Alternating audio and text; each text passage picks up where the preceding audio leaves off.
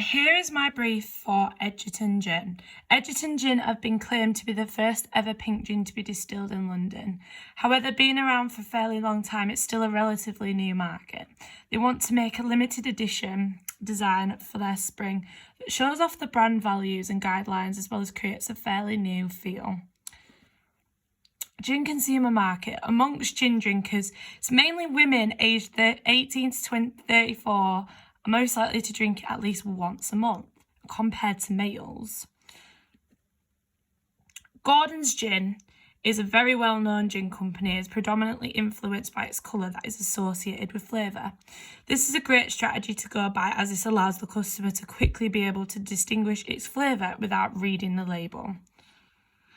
Although driven by colour associated with flavour is common with gins, Beefeater has had more illustrative elements to their gin bottles. This gin bottle is a London dried gin that is driven by predominantly colour orange. The photography campaign is driven by its sudden colour of orange, as well as it being a part of typography and essences of orange throughout the mosaic.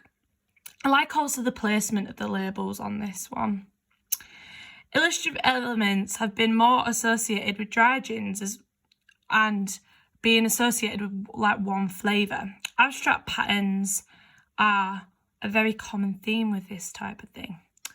I love this as a part of a series. You can easily distinguish the flavour with this. Limited edition. What does it mean to be limited edition? Is there, a limited edition is there to drive a desire and show a different side to the brand. Here is a limited edition piece for Gordon's Pink Gin. Very illustrative, very funky and cool. Edgerton Distilled Gin is a drink by the colour pink, which is immediately linked to their pink gin flavour. Also holds a lot of historical value and essence with the logo. And this is their current packaging and look. They have a lot of illustrative flowers and vines, suggest elegance and class. Could this be incorporated into its limited edition? Here are the two prototypes of logos that they use. One a bit more decorative and one a bit more simplistic. How do we start making a limited edition gin for Edgerton? Flavour, pink, historic. Does that mean landmarks? London, the underground, the skyline. Start making some thumbnails, incorporating, what shape of the bottle, is it going to be a square bottle, a cylinder bottle? Then I started thinking of underground. What pattern, can make a very nice pattern. How coastal patterns, have been influenced on gin in the past. Like this one as well, a bit more simplistic. Here I've been trying to think of ways of, producing a skyline, showing that, it's London. What shows that it's from London? Here's some skylines. How can the underground be demonstrated on this bottle? Like how? So I started mocking up some few, so that I could just get a feel for the bottle. Having it at the back and the logo at the front, something like that. Obviously, this is a mock-up. Maybe half of the bottle, with the underground theme. Or, like the other gin bottles, how can we place the other important, labels on the thing in conjunction to the underground?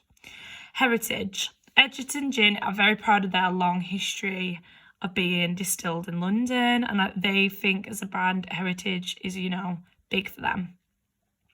The Queen's Jubilee is fastly approaching. For a liquid like Edgerton, incorporating this into its design company for their limited edition is great to congratulate the success in this great scheme.